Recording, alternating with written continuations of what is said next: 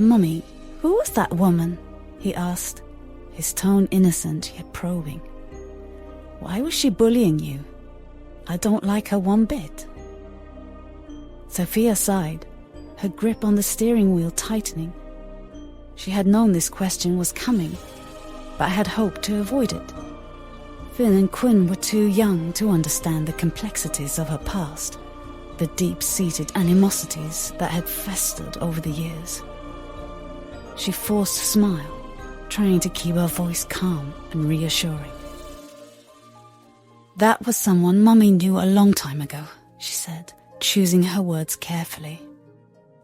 "Sometimes people have misunderstandings, and they get upset. But it's nothing for you to worry about." Quinn, ever the curious one, frowned. "But she seemed really mad at you, Mummy. Did you do something bad?" Sophia felt a pang in her heart at the innocent question. How could she explain that the anger directed at her was a result of years of complicated relationships and betrayals? She took a deep breath, keeping her eyes on the road. "No, sweetheart," she replied gently. "Sometimes people are mad at others for things that happened a long time ago. It doesn't mean anyone did something bad. It's just complicated." Finn looked out the window, his little brow furrowed in thought. "Will she hurt you again?" Sophia's heart ached at the fear in his voice. She reached back, her hand finding Finn's, and giving it a reassuring squeeze. "No, baby. Mommy can take care of herself. You don't need to worry about that." Quinn's curiosity wasn't easily satisfied. "But why did she pull your hair? That was really mean." Sophia sighed, trying to find the right words. Sometimes, when people are very angry, they do things they shouldn't. It's not right, and it's not okay, but it happens. That's why it's important to stay calm and walk away. "But you didn't do anything wrong, did you, Mummy?" Finn's eyes were wide and earnest, searching her face for answers. Sophia smiled softly, her heart aching with the desire to protect them from the harsh realities of the world. "No, sweetie, I didn't. Sometimes people just have a lot of hurt and anger inside them, and they take it out on others. But that's their problem, not ours." As they drove, the conversation lulled for a moment, but Sophia could see that her children were still processing what had happened. She turned on some soft music, hoping to distract them and lighten the mood. Finally, they pulled into the parking lot of the ice cream shop. Sophia parked the car and turned to her children, her smile now genuine as she saw their excitement returning to the sight of the colourful storefront. "All right, who's ready for some ice cream?" she asked, her tone bright and cheerful. Finn and Quinn's faces lit up, their previous concerns momentarily forgotten. Me, they chorused, practically bouncing in their seats. Sophia helped them out of the car and into the shop, the sweet smell of waffle cones and fresh ice cream filling the air. She watched as her children eagerly examined the array of flavors, their earlier questions now buried beneath the simple joy of choosing their favorite treat. Inside the shop, the air was alive with a symphony of cheerful voices and the tinkling of spoons against ceramic bowls. Colorful bunting adorned the walls, adding to the festive atmosphere. Finn, his eyes wide with wonder, pressed his face against the glass display, filled with a myriad of flavors, each one more tempting than the last. Mummy, can I have the one with rainbow sprinkles?" Finn's voice was filled with excitement as he pointed to a cone adorned with a swirl of vibrant colors. Sophia chuckled softly, her heart swelling with affection. "Of course, sweetheart," she replied, her voice carrying a blend of warmth and indulgence. Meanwhile, Quinn, standing beside her birthday, carefully selected a cone piled high with creamy chocolate ice cream, studded generously with crunchy nuts. Her eyes danced with joy as she made her choice, her smile reflecting the pure happiness of this special outing with her family. Finding a cozy corner table bathed in the soft glow of sunlight streaming through the window, Finn eagerly dove into his cone, his delighted exclamations punctuating the air. "This is so good, Mommy! The sprinkles make it even better." Gwen nodded enthusiastically between licks, her eyes alight with innocent pleasure. "I love chocolate ice cream, Mommy. It's my favorite." Sophia couldn't help but laugh at their unabashed joy, her heart swelling with a mix of pride and gratitude. She reached out, brushing a gentle hand across Quinn's cheek, marveling at how quickly they were growing up. "You too are my world," she murmured softly, her voice thick with emotion. Finn looked up from his cone, his eyes sparkling with admiration. "We love you too, Mommy," he said earnestly, his words echoing Quinn's sentiments. As they licked their ice cream with happiness, Sophia couldn't help but steal a glance at her children, their faces smeared with chocolate and sprinkles, their laughter light and carefree. She knew the day would come when she'd have to explain everything to them.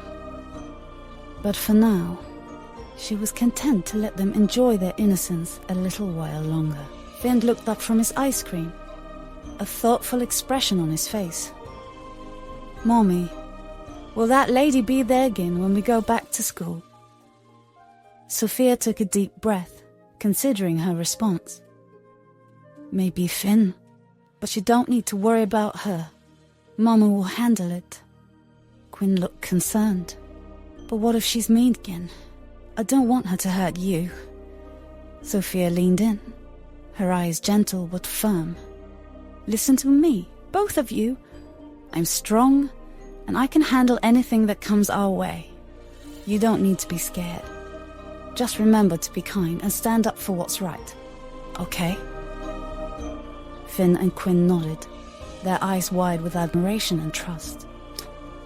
"Okay, Mommy," they said in unison as they devoted their ice cream. Sophia leaned forward, a warm smile on her face, as she looked at her children. "So, my cuties," she began, her voice gentle, "tell Mommy, how was school today?" Finn, his face lit up with excitement from the sugary treat, eagerly launched into a tale of playground adventures and new friends, his words tumbling out in a rush. "Mummy, you should have seen it. We played tag at recess, and I almost caught Liam, but he's so fast. And then Miss Rodriguez read us a story about a brave knight and a dragon, and we got to draw our own dragons." Quinn, her cheeks smeared with chocolate, nodded enthusiastically, adding her own version of the day's events. "Yes, Mommy." And Isabella shared her crayons with me during art class. And we drew a big rainbow together. And we sang our favorite song in music class, the one about the twinkling stars. Sophia listened with a heart full of love and pride, soaking in every detail of their day. Despite the earlier confrontation, she was grateful for those simple, joyful moments with Finn and Quinn. They chatted on, their voices filled with innocence and excitement, their eyes sparkling with happiness. As they finished their ice cream and wiped their hands clean with napkins, Finn suddenly paused, a look of mild disgust crossing his face. "Oh, Mommy," he said with a wrinkled nose. "You know what happened today? Someone in our class pooped on the potty." "Ew." Sophia stifled a laugh, trying to maintain her composure. "Oh dear, that doesn't sound very pleasant," she replied, exchanging a knowing glance with Quinn, who giggled at Finn's reaction. Quinn nodded, her expression serious. "Yes, Mommy." Miss Violet, the cleaner, had to clean it up, and everyone had to wait outside. It was yucky. Sophia chuckled softly, realizing that even the most mundane events in a child's day could be both amusing and insightful. "Well, I'm glad it wasn't you two causing any trouble," she teased, ruffling Finn's hair affectionately. Finn grinned proudly. "No way, Mummy! We were good today, right, Quinn?" he said, nudging his sister playfully. Quinn nodded emphatically, her smile bright. "Yes, we were perfect, Mummy.